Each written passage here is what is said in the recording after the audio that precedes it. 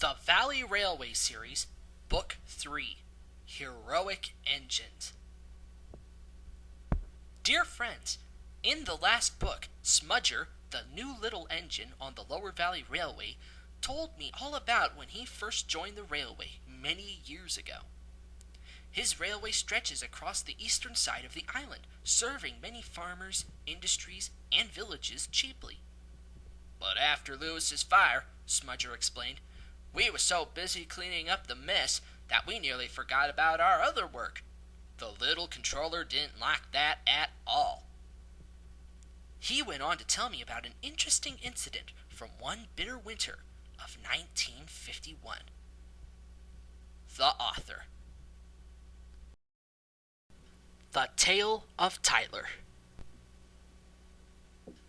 The rescued engine, whose old number was 36006, was taken away to the big railway's works by Hero. He is a very interesting engine. I hope they make him really useful soon. Of course they will. There's some sort of magic with how well they handle their engines. Well, I hope I get to go there again. My axles are aching so badly. As the temperature grew lower, the engines worked harder. Smudger had never worked so hard before in his life, and he was beginning to wear out. But, much to everyone's surprise, he wouldn't let that stop him.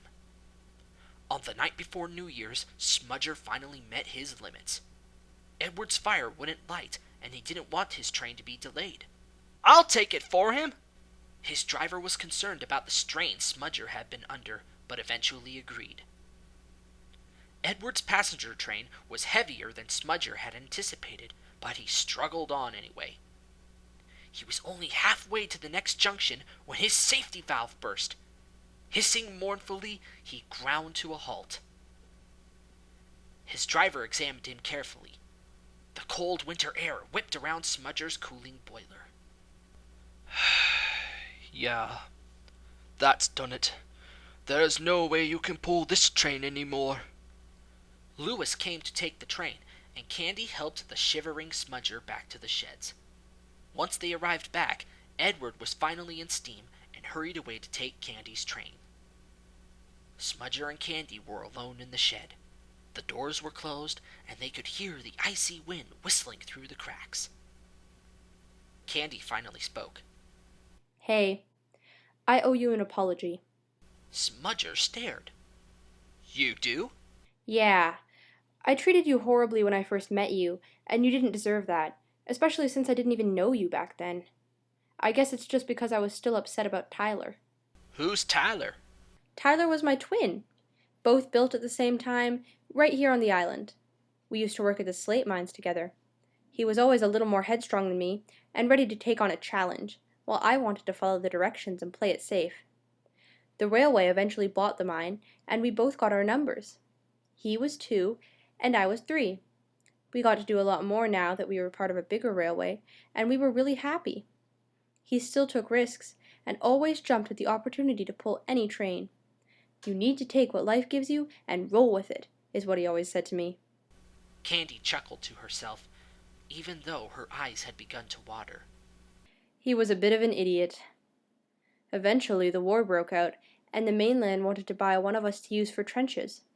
Tyler begged the little controller to let him go, and eventually he did. I was really upset and asked him not to go. It's a life experience, and I'll be doing some good for the country. Besides, I'll be helping to protect my sister, right?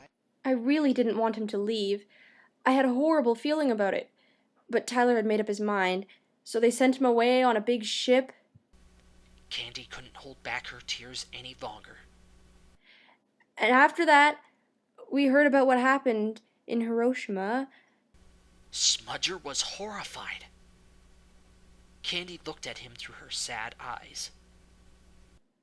There was almost nothing left of him by the time they found him, so they melted his parts down and put them to other use. I must have cried for days. I wanted to know why he didn't listen to me, why he chose to get himself blown up. That idiot! Smudger frowned. He hadn't a clue about what to say. I'm really sorry. Well, he did his best, and even after he was scrapped, they put his parts to good use. And we still have his old nameplate, so I'll always have a part of him. Anyway, when you arrived, the little controller said you'd take on Tyler's old number. I always saw him as a hard worker, and when I heard about what you went through, I thought you'd bring shame on his number. Smudger flustered in embarrassment, remembering how he derailed on his very first day. But Candy was smiling softly at him. But you proved me wrong. After everything that's happened, I think Tyler would have been proud to see you running with his number. I'm glad to hear that, Candy. And the two engines have been inseparable friends ever since.